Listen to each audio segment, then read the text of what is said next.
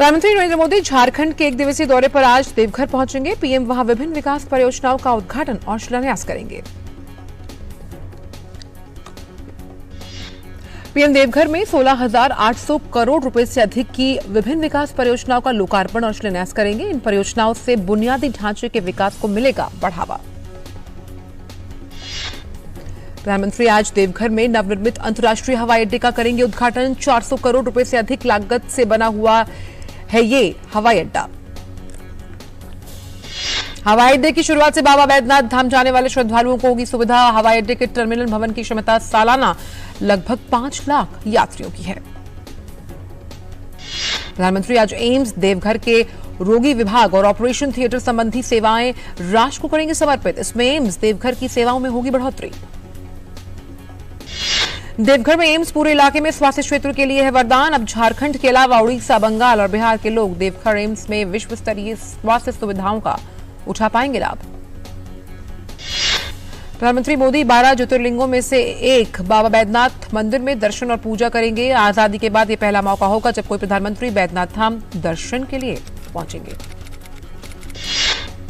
प्रधानमंत्री द्वारा उद्घाटन की जाने वाली परियोजनाओं में 2000 तीर्थ यात्रियों की क्षमता वाले 2 बड़े तीर्थ मंडली भवनों का विकास, जलसर झील के फ्रंट का विकास, शिवगंगा तालाब विकास आदि शामिल हैं।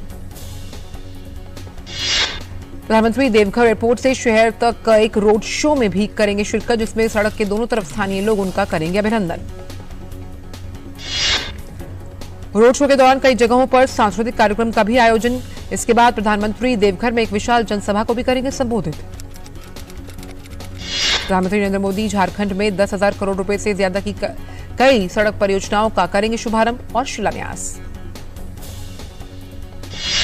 इस अवसर पर NH2 के गोरहर से बरवाड़ा खंड को 6 लेन और राजगंज 4 से NH32 की पश्चिम बंगाल सीमा तक चौड़ीकरण जैसी कई प्रमुख परियोजनाओं का होगा शुभारंभ। प्रधानमंत्री झारखंड में वर्षों से लंबित 2 रेल परियोजनाएं गोड्डा हंसडीहा विद्युतीकरण खंड और गरहवा महुरिया दोहरीकरण परियोजना भी राष्ट्र को करेंगे समर्पित। देवघर में होल्डिंग पॉइंट के अलावा प्रसाद योजना के तहत शिवगंगा और उसके आसपास के इलाकों का सौंदर्यीकरण भी किया जाएगा, जो खूबसूरत नजारा पेश कर रहा है। केंद्र सरकार की पहल से झारखंड की सांस्कृतिक राजधानी देवघर में प्रसाद योजना का बेहतरीन क्रियान्वयन हुआ है, जिसका सीधा लाभ यहां आने वाले श्रद्धालुओं को मिलेगा। प्रधानमंत्री बिहार विधानसभा के शताब्दी समारोह के समापन कार्यक्रम को भी करेंगे संबोधित। प्रधानमंत्री शताब्दी स्मृति स्तंभ का करेंगे उद्घाटन, जिससे बिहार विधानसभा के 100 वर्ष पूरे होने के उपलक्ष्य में बनाया गया है। प्रधानमंत्री विधानसभा संग्रहालय का शिलान्यास करेंगे। इस संग्रहालय की विभिन्न दीर्घाओं में बिहार में लोकतंत्र के इतिहास और वर्तमान नागरिक संरचना के विकास का प्रदर्शन किया जाएगा। संग्रहालय में 250 से ज्यादा लोगों की क्षमता वाला एक कॉन्फ्रेंस हॉल भी होगा। इस अवसर पर प्रधानमंत्री विधानसभा अतिथि गृह का भी शिलान्यास करेंगे। देश के कई हिस्सों में बारिश और बाढ़ का कहर जारी। गुजरात, महाराष्ट्र, तेलंगाना, मध्य प्रदेश समेत कई राज्यों में लाखों की संख्या में लोग प्रभावित। महाराष्ट्र में मानसूनी बारिश ने सामान्य जनजीवन के लिए मुश्किलें खड़ी की। नासिक में गोदावरी नदी का जलस्तर लगातार बढ़ रहा है। शहर के कई इलाके जलमग्न। महाराष्ट्र के मुख्यमंत्री एकनाथ शिंदे और उप मुख्यमंत्री देवेंद्र फडणवीस ने गढ़चिरौली जिले के अरमोरी तालुका में वैनगंगा नदी पुल में बाढ़ की स्थिति का निरीक्षण किया। मौसम विभाग ने गुजरात में 15 जुलाई तक बारिश का अलर्ट जारी किया। खासकर दक्षिण गुजरात के वलसाड, नवसारी, डांग, सूरत जिले के साथ सौराष्ट्र के भावनगर, पोरबंदर, द्वारिका, गिर सोमनाथ, अमरेली और कच्छ के लिए अलर्ट। वहीं मध्य प्रदेश के भोपाल में रिकॉर्ड तोड़ बारिश दर्ज की गई। भोपाल शहर के कई इलाकों में पानी भरा। विदिशा जिले में बेतवा नदी उफान पर, घरों दुकानों में पानी भरा, सड़कें नदियों में तब्दील हुई। उत्तरी कर्नाटक में भी बारिश की वजह से जल जमाव की स्थिति। हॉस्पेट में तुंगभद्र डैम में जलस्तर बढ़ा। बेलगावी, शिवमोगा, उडुपी, चिकमंगलूर में पिछले दिनों हुई बारिश की स्थिति पर मुख्यमंत्री बसवराज बोम्मई ने की समीक्षा बैठक। तेलंगाना के लिए मौसम विभाग ने आज तक के लिए रेड अलर्ट जारी किया। तेलंगाना के मुलुगु के अलावा आसिफाबाद, निर्मल, निजामाबाद, सिरसिला, भूपलपल्ली जिलों में भारी बारिश का अंदेशा। राज्य में 13 जुलाई तक स्कूल बंद। गुजरात के कई जिलों में भारी बारिश। सौराष्ट्र और दक्षिण गुजरात सबसे अधिक प्रभावित। कई नदियों का जलस्तर बढ़ा। कई हेक्टेयर कृषि भूमि पानी में डूबी। गुजरात के वलसाड में बारिश और बाढ़ का कहर, एनडीआरएफ समेत तमाम राहत एजेंसियों ने संभाला मोर्चा। भारी बारिश के बाद वलसाड में औरंगा नदी खतरे के निशान से ऊपर, शहर के कई जगहों पर जल भराव, लोगों को सुरक्षित स्थानों पर पहुंचाया जा रहा है। गुजरात के नवसारी का भी बुरा हाल, भारी बारिश के बाद पूर्णा नदी का जलस्तर बढ़ा, शहर के निचले इलाकों में भरने से बड़ी संख्या में लोगों को सुरक्षित स्थानों पर पहुंचाया गया। गुजरात के छोटा उदयपुर में भारी बारिश के चलते जनजीवन अस्त व्यस्त, बुदेली में सबसे ज्यादा बारिश हुई, निचले इलाके में पानी भरा। गुजरात के मुख्यमंत्री ने जिलाधिकारियों को आवश्यक निर्देश दिए, कहा लोगों को तुरंत राहत पहुंचाई जाए और जिला स्तर पर कंट्रोल रूम बनाकर स्थिति की रियल टाइम मॉनिटरिंग भी की जाए। अहमदाबाद में भी भारी बारिश से जनजीवन प्रभावित, बारिश के चलते अहमदाबाद के कई इलाकों में पानी भरा, कई इलाकों में सोसाइटी के बेसमेंट में पानी भरा। तापी और खेड़ा जिलों पर भी पड़ी बारिश और बाढ़ की मार, तापी जिले में ओलन नदी पर बना पुल तेज बहाव के चलते आवागमन बाधित। प्रधानमंत्री ने गुजरात के मुख्यमंत्री भूपेंद्र पटेल से बात की और राज्य में भारी बारिश के कारण पैदा हुई स्थिति की जानकारी ली। प्रधानमंत्री नरेंद्र मोदी और केंद्रीय गृह मंत्री अमित शाह ने बाढ़ प्रभावित गुजरात को केंद्र से हर संभव मदद देने का आश्वासन दिया।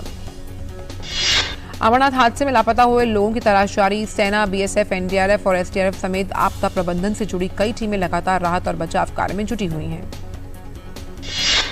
कांग्रेस की अंतरिम अध्यक्ष सोनिया गांधी को ईडी ने फिर से समन किया। ईडी ने नेशनल हेराल्ड समाचार पत्र से जुड़े कथित धन शोधन के एक मामले में सोनिया गांधी को 21 जुलाई को पूछताछ के लिए पेश होने के लिए कहा। भाजपा अध्यक्ष जेपी नड्डा ने कल नई दिल्ली स्थित पार्टी मुख्यालय में पार्टी के राष्ट्रीय महासचिवों के साथ बैठक की, बात की। राष्ट्रीय जनतांत्रिक गठबंधन की राष्ट्रपति पद की उम्मीदवार द्रौपदी मुर्मू आज कोलकाता में भाजपा विधायकों और सांसदों के साथ बैठक कर अपनी उम्मीदवारी के लिए समर्थन जुटाएंगे। पश्चिम बंगाल में भारतीय जनता पार्टी के 70 विधायक और 16 सांसद। इससे पहले मुर्मू ने कल सिलीगुड़ी में पड़ोसी राज्य सिक्किम के विधायकों से मुलाकात कर 18 जुलाई को होने वाले चुनाव के लिए उनका समर्थन मांगा था। छठा माइनिंग कॉन्क्लेव आज राजधानी नई दिल्ली में शुरू होगा। केंद्रीय गृह मंत्री अमित शाह कार्यक्रम के मुख्य अतिथि। केंद्रीय मंत्री प्रहलाद जोशी ने कहा, खानों की सफल नीलामी के लिए राज्यों को दिया जाएगा प्रोत्साहन। सोमवार को खनन मंत्रालय का आजादी का अमृत महोत्सव प्रतीक सप्ताह समारोह हुआ आरंभ। राष्ट्रीय लोक सेवा प्रसारक प्रसार भारती के नए लोगो का कल अनावरण किया गया। सूचना प्रसारण मंत्रालय के सचिव अपूर्व चंद्रा ने नई दिल्ली में प्रसार भारती के नए लोगो का अनावरण किया। इस मौके पर प्रसार भारती के सीईओ मयंक अग्रवाल, प्रसार भारती के मेंबर फाइनेंस डीपीएस नेगी और सूचना प्रसारण मंत्रालय के संयुक्त सचिव सी सेंथिल राजन सहित मंत्रालय के अन्य अधिकारी मौजूद रहे। उत्तर प्रदेश के मुख्यमंत्री योगी आदित्यनाथ ने पीएम नरेंद्र मोदी के दौरे से पहले जालौन में तैयारियों का जायजा लिया। योगी ने कहा, प्रधानमंत्री आगामी 16 जुलाई को देश को बुंदेलखंड एक्सप्रेस वे का देंगे उपहार। कोविड महामारी के खिलाफ सबसे प्रभावी हथियार के रूप में शुरू किए गए टीकाकरण अभियान के तहत देश में अब तक 198 करोड़ से अधिक टीकों की खुराक दी जा चुकी है। वहीं देश भर में पिछले 24 घंटों में 9 लाख से अधिक कोविड रोधी टीके लगाए गए। आरबीआई ने अंतर्राष्ट्रीय कारोबार में रुपए में सेटलमेंट के लिए दिशा निर्देश किए जारी। आरबीआई ने एक सर्कुलर में कहा कि इनवॉइसिंग और एक्सपोर्ट इंपोर्ट के सेटलमेंट के लिए रुपए में भुगतान को मंजूरी दी गई है। भारत में अधिकृत डीलर बैंकों को इस बात की भी इजाजत दे दी गई कि वो सुविधा के लिए रुपए वोस्ट्रो अकाउंट खोल सकते हैं और किसी खास देश के साथ कारोबार के लिए स्पेशल वोस्ट्रो अकाउंट खोला जा सकता है। भारत की आयात करने वाली कंपनियां अपने आयात के लिए रुपए में भुगतान कर सकती हैं और उनके लिए पेमेंट पार्टनर कंट्री को उनके पार्टनर देश के स्पेशल विथड्रॉ अकाउंट में जमा किया जाएगा। इस तरह एक्सपोर्ट करने वालों को उनके स्पेशल अकाउंट में रुपए में भुगतान करने की सुविधा होगी। इस नए रूपी पेमेंट मैकेनिज्म के जरिए भारतीय एक्सपोर्टर्स को रुपए में ही एडवांस भुगतान पाने की सुविधा रहेगी। आरबीआई का ये फैसला ऐसे लगता है जब रूस और यूक्रेन के बीच संघर्ष की वजह से दुनिया भर की करेंसीज पर दबाव है। डॉलर के मुकाबले सोमवार को रुपया 69.43 के रिकॉर्ड लो पर बंद हुआ।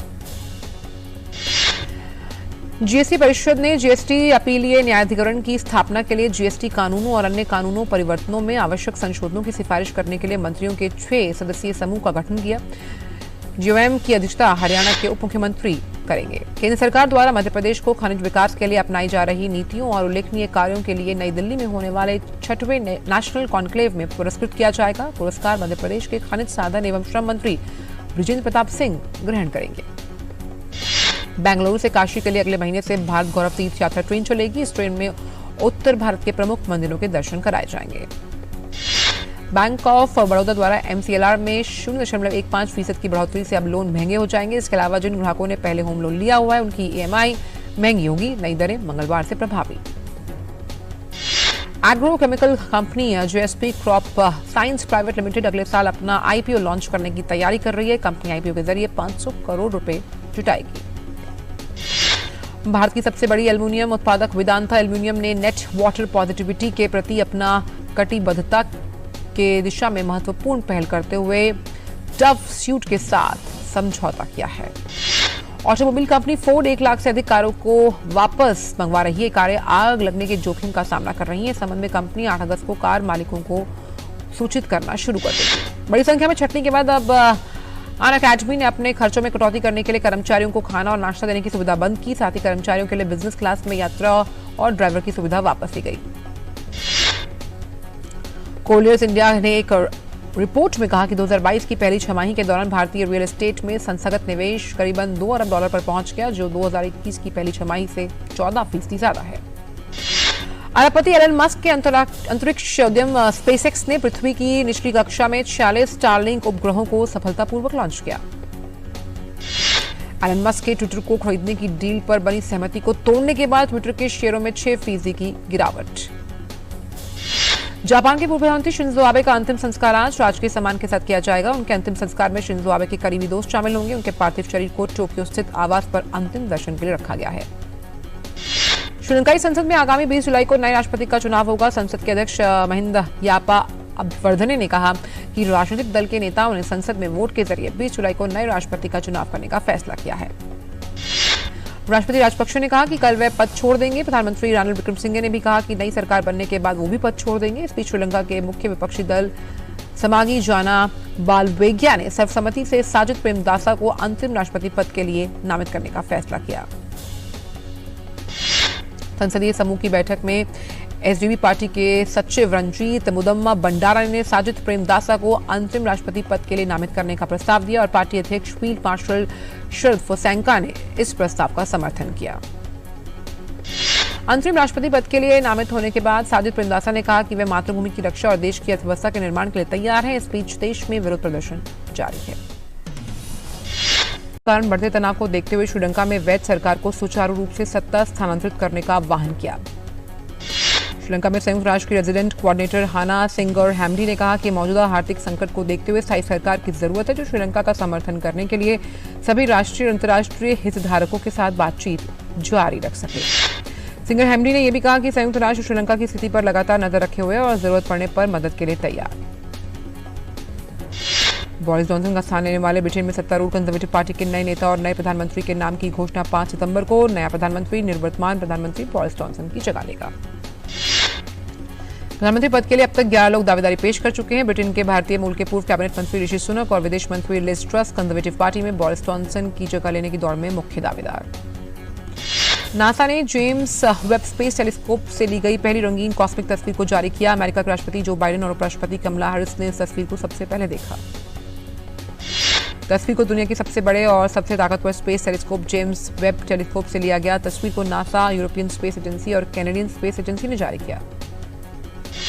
तस्वीर में अंतरिक्ष को काफी डिटेल में क्लिक किया गया और छोटे छोटे कणों को भी देखा जा सकता है। तस्वीर को जारी करते हुए जो बाइडेन ने कहा, पूरे अमेरिका और मानवता के लिए ये ऐतिहासिक क्षण। दुनिया भर में कोरोना मामलों की संख्या बढ़कर 56 करोड़ 15 लाख के पार, वहीं 63,74,000 से ज्यादा लोगों की मौत। इस संक्रमण का सबसे ज्यादा कहर अभी भी अमेरिका में जारी है। अमेरिका में अब तक कोरोना के कुल 9 करोड़ से ज्यादा मामले सामने हैं। अमेरिका में अब तक 10,40,000 से ज्यादा लोगों की मौत हुई। भारत और इंग्लैंड के बीच आज से 3 मैचों की एक दिवसीय श्रृंखला की शुरुआत हो रही है। दोनों टीमों के बीच पहला मुकाबला ओवल में खेला जाएगा। इससे पहले इंग्लैंड के खिलाफ T20 सीरीज जीतने वाली टीम इंडिया के सामने इस सीरीज को जीतने की चुनौती होगी। भारत ने वनडे में इंग्लैंड से अब तक 10 एक दिवसीय श्रृंखला जीते, लेकिन इंग्लैंड की धरती पर उसे 3 सीरीज में ही जीत मिली। बर्मिंघम में होने वाले राष्ट्रमंडल खेलों 2022 के लिए भारतीय महिला क्रिकेट टीम का ऐलान। टूर्नामेंट में भारतीय टीम की अगुवाई हरमनप्रीत कौर करेंगी, जबकि स्मृति मंधाना उप कप्तान की भूमिका में। ऑलराउंडर जेमिमा रॉड्रिगेज की टीम में वापसी हुई है। राष्ट्रमंडल खेलों में 24 साल बाद क्रिकेट की वापसी हुई। पहली बार साल 1998 में क्रिकेट इसका हिस्सा था। इस बार सिर्फ महिला टीमें ही राष्ट्रमंडल खेलों का हिस्सा बनेंगी। राष्ट्रमंडल खेलों के लिए महिला क्रिकेट टीम में शामिल खिलाड़ी हैं हरमनप्रीत कौर कप्तान, स्मृति मंधाना उप कप्तान, शेफाली वर्मा, एस मेघना, Tanya Bhatia wicket keeper, Yashica Bhatia wicket keeper, Deepti Sharma, Rajeshwari Gaekwad, Pooja Vastrakar, मेघना सिंह, रेणुका ठाकुर, जमीमा रॉड्रिगेज, राधा यादव, फरलीन देओल और स्नेह राणा। श्रीलंका ने गाल टेस्ट में ऑस्ट्रेलिया को पारी और 39 रन से हरा दिया। ऑस्ट्रेलिया की टीम अपनी दूसरी पारी में 151 रन बनाकर ढेर। श्रीलंका की ओर से मैच में दोनों पारी में 6 विकेट लेने वाले Prabath Jayasuriya player of the match, वहीं दिनेश चंदिमल को प्लेयर ऑफ द सीरीज चुना गया। 2 बार की ओलंपिक पदक विजेता पीवी सिंधु, पूर्व विश्व नंबर 1 खिलाड़ी साइना नेहवाल और अनुभवी एचएस प्रणॉय आज सिंगापुर सुपर 500 बैडमिंटन टूर्नामेंट में अपने अपने अभियान की शुरुआत करेंगे। सिंगापुर सुपर 500 बैडमिंटन टूर्नामेंट में दुनिया के 7वें नंबर की खिलाड़ी पीवी सिंधु पहले दौर में बेल्जियम की लियाना टेन के साथ खेलेंगी। वहीं साइना नेहवाल अपने अभियान का आगाज मालविका भंसोड़ के खिलाफ करेंगी। पुरुष युगल वर्ग में कृष्ण प्रसाद गारगा और विष्णुवर्धन गौड़ तथा ध्रुव कपिला और एमआर अर्जुन की जोड़ी अपने अपने मुकाबले खेलेगी। वहीं महिला युगल में पूजा डांडू और आरती सारा पहले दौर में मैदान पर उतरेंगी। भारतीय युवा निशानेबाज अर्जुन बाबूता ने कोरिया के चांगवोन में चल रहे शूटिंग विश्व कप में 10 मीटर एयर राइफल स्पर्धा में स्वर्ण पदक में नाम किया। स्पर्धा के फाइनल में अर्जुन बाबूता ने लुकास कोजेंस्की को 17-9 से हराया। अर्जुन की स्वर्णिम सफलता के बाद टीम में उत्साह का माहौल है। उनके कोच मनोज कुमार और भारत की तरफ से प्रतियोगिता में जूरी मेंबर दीपक दुबे ने उनकी इस कामयाबी में उनको देश के लिए एक बड़ा पल बताया। महिला हॉकी विश्व कप 2022 के क्रॉसओवर मैच में भारतीय महिला टीम को हार का सामना करना पड़ा। इस हार के साथ भारतीय टीम टूर्नामेंट के क्वार्टर फाइनल में पहुंचने में असफल रही। मराठी राजनीतिक व्यंग वेब सीरीज मी पुन्हा येन का टीजर जारी कर दिया गया। सीरीज की कहानी विडंबना और व्यंग के चश्मे से लगातार बदलती राजनीति की पागल दुनिया पर आधारित है। बॉलीवुड की ब्लॉकबस्टर फिल्म भूल भुलैया 2 के सिनेमाघरों में 50 दिन पूरे होने पर अभिनेता कार्तिक आर्यन ने खुशी जताई। बॉलीवुड एक्टर जॉन इब्राहिम ने एक्शन थ्रिलर तेहरान फिल्म की शूटिंग शुरू कर दी। उन्होंने इस बात की जानकारी सोशल मीडिया पर वीडियो शेयर कर दी। बॉबी देओल, काजोल और मनीषा कोइराला की साल 1997 में आई फिल्म गुप्त को हाल ही में 25 साल पूरे हुए। फिल्म की स्क्रीनिंग के दौरान पूरी टीम ने साथ में सिल्वर जुबली सेलिब्रेट की। राजकुमार राव की आगामी film hit the fast case की रिलीज के वो तैयार है। निर्देशक शैलेश कुलानू ने कहा उनकी ये फिल्म विक्रम के किरदार के नए अभिनेता राजकुमार राव उनकी पहली पसंद थे। रसिका दुग्गल ने वेब सीरीज के 30वें सीजन मिर्जापुर 3 की शूटिंग शुरू कर दी। रसिका दुग्गल ने मिर्जापुर में बीना त्रिपाठी की भूमिका निभाई। मार्वल की फिल्म में क्रिस इवांस ने कैप्टन अमेरिका का किरदार निभाया। एवेंजर्स एंड गेम में कैप्टन अमेरिका ने मार्वल सिनेमैटिक यूनिवर्स को अलविदा कह दिया था। इस बारे में फिर से एक बार क्रिस इवांस ने पुष्टि की, वे मार्वल की फिल्मों में वापसी नहीं करेंगे।